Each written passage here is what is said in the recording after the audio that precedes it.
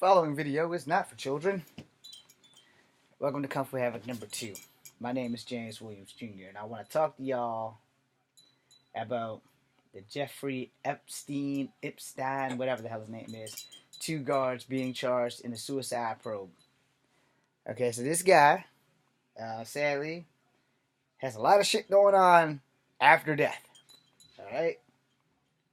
So, I'm not gonna go too deep into how much of this article I'm gonna read, but I'm gonna go into a couple of facts that I find outstandingly astonishing.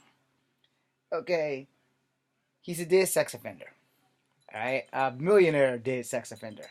You gonna tell me with all the money he has in the world, he couldn't make this shit disappear? That's a problem. I guess money can't cure everything. So, let's get on with this, shall we? Because I got some questions. I'm never going to get answers, but I got questions. So let's start. 2 correctional officers tasked with guarding Jeffrey Epstein at the time of his suicide are expected to be taken into custody Tuesday, according to the source familiar of the investigation. 2 officers are expected to face charges relating to accusations of falsifying prison reports at the Metropolitan Correctional Center in Lower Manhattan, where Epstein died on August the 10th while waiting his trial for sex trafficking. I forgot he was a sex trafficker too. Okay, so that's on me. Both guards were working overtime at the time of the financier's death, allegedly failed to check on Epstein every 2 hours as they were required to do. The charges stem from dual falsifying forms of claims that carried out the required check-ins. They appeared in Manhattan federal court later Tuesday. Well, that's today.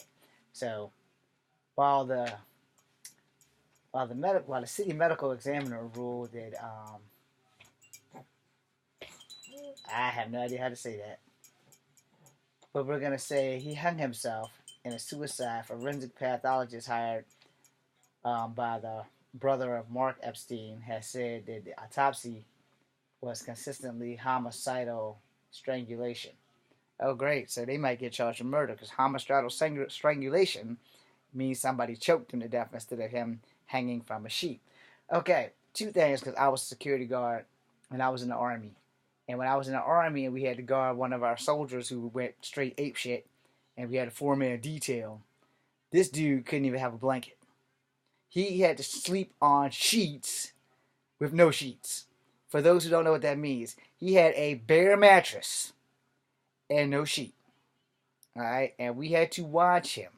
We sat in 4 corners of his bed. He had a 4-man detail, then he had a 6-man detail because he threatened to kill everybody in the barracks. He threatened to eat our children. I don't have children, so I was blessed there. But he threatened to do a lot of shit. I will leave his name off of that. But from me being a security guard, yeah, I was always taught that if you're on suicide watch, that you can have anything like shoestrings, socks, pants. You could wear shorts, but they couldn't have the rope in them. They had to have elastic. You could have the shirt or a gown, but you can have anything that you could possibly use to kill yourself. And some places, in some states, in some cities, in some facilities, suicide watch means your ass is going in a hole where you're in there fucking naked and you get nothing that you can use unless you have like a super long dick that you can wrap around your neck and choke yourself with. You have absolutely nothing you can use. No, they don't even give you fucking utensils in some of them places where they think you're going to be able to kill yourself, because you'd be amazed at what the fuck you can do with a spoon. Anyway, let me move on. Federal prosecutors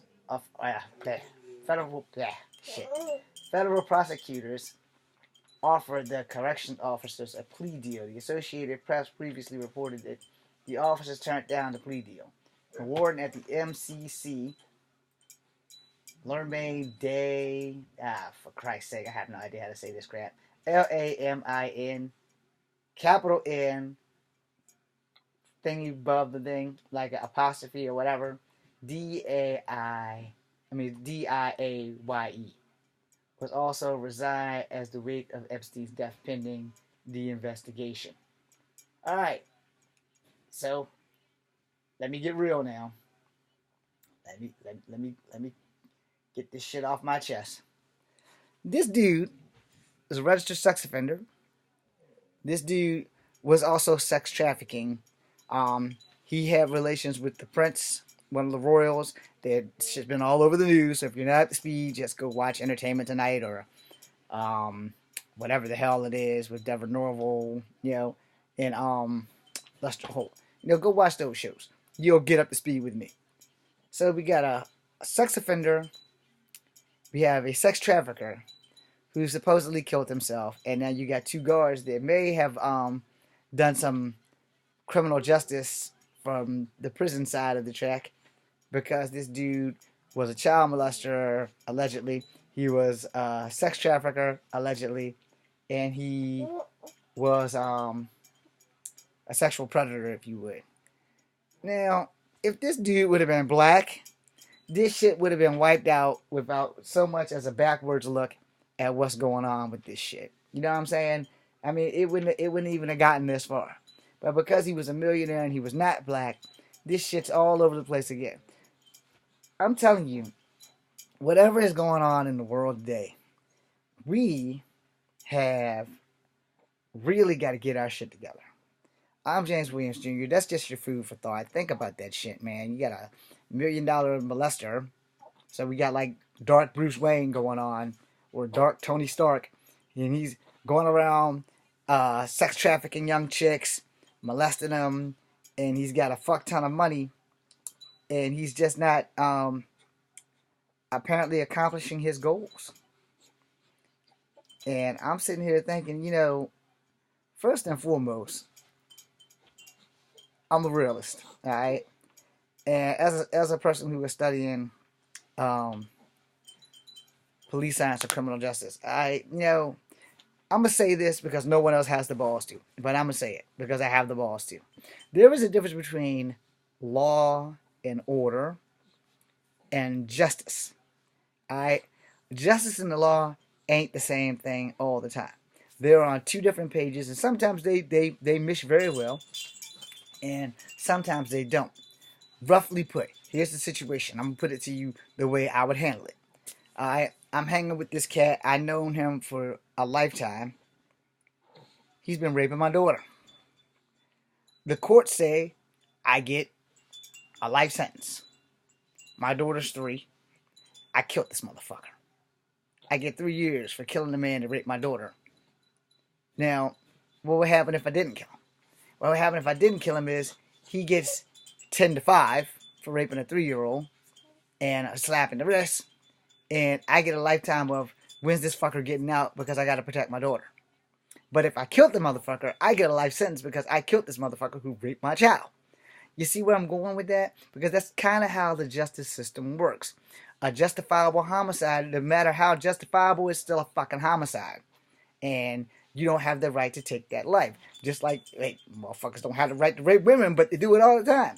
They get maybe a 10-year sentence, maybe 15 years. It varies from state to state. But the simple fact that, for me, personally, rape is the worst crime you could ever do. I understand murder. There are plenty of people that I think that the world could do without, and if I could get paid to do it, it'd be done. However, I like my freedom, which is why I haven't killed anybody yet, because it's just not fucking worth it.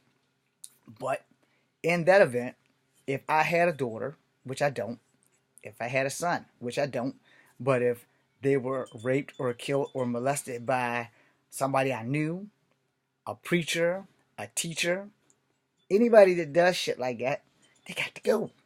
I'm sorry. You may not agree with that, but I do. They got to go. There's no place in human society for them if they're raping children. There's no place for that. If they're doing anything to children because kids can't defend themselves, there's no place for that. And if you're a person of God and you're molesting kids in the name of God, I molest this altar boy. In the name of God, I molest this choir boy. In the name of God, I molest the son of the deacon. You have no place in society.